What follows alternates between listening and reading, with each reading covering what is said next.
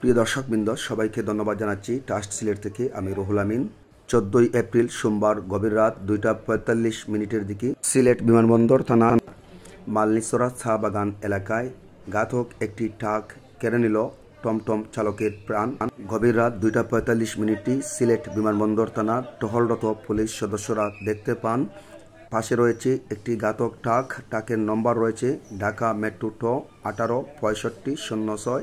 তার পাশে রয়েছে টমটমের মধ্যে ঝুলন্ত অবস্থায় মুমূর্ষ একজন চালকের দেহ। তাৎক্ষণিক অবস্থায় টহলরত পুলিশ সদস্যরা একটি সিএনজি যুগে Sylhet MAG Osmani medical college হাসপাতালে নিয়ে আসেন সেই মুমূর্ষ অবস্থায় টমটম চালককে। সেখানে নিয়ে আসার পর কর্তব্যরত চিকিৎসক তাকে চিকিৎসা দেওয়ার এক পর্যায়ে সে রাত 4:45 দিকে মৃত্যুর কোলে ঢলে পড়ে। ইন্না লিল্লাহি ওয়া ইন্না ইলাইহি রাজিউন। সিলেট বিমানবন্দর থানার পুলিশ সূত্রে জানা যায়, প্রত্যক্ষ হিসাবে দেখা যায় সেই টমটম চালকের মাথার থেকে তার মগজ বের হয়ে বাইরে রয়েছে এবং তার বাম পা একেবারেই ভেঙে গেছে এবং ডান পাটি ভেঙে একেবারে চূর্ণ বিচ্ছিন্ন হয়ে যায়। তো ঘাতক ট্রাকটিকে পরিশেষে টহলরত পুলিশ সদস্যরা আটক করেন এবং চালককে তারা পাননি, অর্থাৎ চালক পালিয়ে যায় এমনটাই দেখা যায়। সেই অবস্থায় সেই টমটম চালকের গাড়ির যে ব্যাটারি রয়েছে সেটিও কিন্তু দেখা যায় সেখানে নেই। ঘাতক ট্রাকটি আটকের বিষয়টি নিশ্চিত করেন বিমানবন্দর থানার ডিউটিরত অফিসার এএসআই ইমরান। অজ্ঞাত টমটম চালককে নিয়ে আসা বিমানবন্দর থানার দায়িত্বশীলরা যা বলছেন, এয়ারপোর্ট থানার এসআই অর্জুন, আমরা টহল ডিউটি 31 সিটা ডিউটি বলে আর কি। আমরা ডিউটি করা গেলে আমাদের থানাধীন মালনীছড়া চা বাগানের সামনে আপনার একটি ট্রাক একটি টমটমকে উপরে উঠাই দিয়ে অ্যাক্সিডেন্ট করে।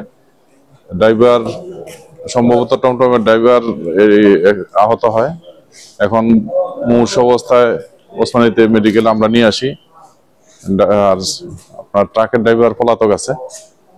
এখন হ্যাঁ, ট্রাক আটক করা হয়েছে এবং থানায় হেফাজতে আছে।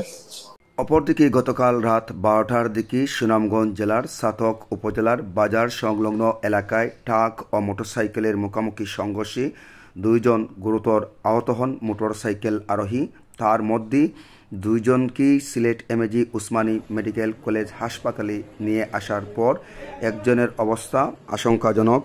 পারিবারিক সূত্রে জানা যায় 2 মোটরসাইকেল আরোহীর নাম মোহাম্মদ আনোয়ার হোসেন ও মোহাম্মদ দীপু। তাদের দুজনের বাড়ি ছাতক উপজেলার নোয়ারাই গ্রামে। এর মধ্যে রাত 2:30টার দিকে আনোয়ার হোসেন নামে সেই মোটরসাইকেল আরোহী মারা যান সিলেট ওসমানী মেডিকেল কলেজ হাসপাতালে চিকিৎসাধীন অবস্থায়।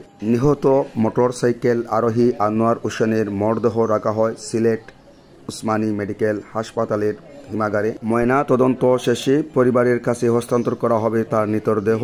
স্থানীয় এবং তার পারিবারিক সূত্রে জানা যায় নিহত আনোয়ার হোসেন গত 8 মাস আগে সদ্য বিবাহিত ছিল। আমরা চেষ্টা করতেছি যাতে ওর কোনো পরিচিত কেউ পাওয়া গেলে হয়তো উপকার হইতে পারে। যদি পাওয়া যায় তাহলে ওর চিকিৎসার কাজটা একটু ত্বরান্বিত হয় আর কি। তাছাড়া আমরা এখন আছি, ওনার চিকিৎসাটা যাতে সুষ্ঠুভাবে হয় আমরা চেষ্টা করতেছি। আচ্ছা, এই টমটম চালক অজ্ঞাত যিনি মুমূর্ষ অবস্থায় আমরা দেখতে পাচ্ছেন কি পরিমাণ ইনজুরি হয়েছেন? ওর তো 2 পাই ভেঙে গেছে হাঁটুর নিচ থেকে, মাথা মগজ বের হয়ে গেছে। না, আল্লাহ ভরসা, বাঁচবে কিনা আল্লাহ জানে। আমরা আশঙ্কা করতেছি আর কি। মুমূর্ষ অবস্থায় রয়েছে। না না, টমটম চালকের কোনো পরিচয় করা যায় না, কারণ এটা অনেক রাত্রে অ্যাক্সিডেন্ট হয়েছে। এখন রাস্তা নির্জন, কেউ বলতে পারতেছে না যে এটা কোন এলাকার মানুষ বা কে এর ড্রাইভার।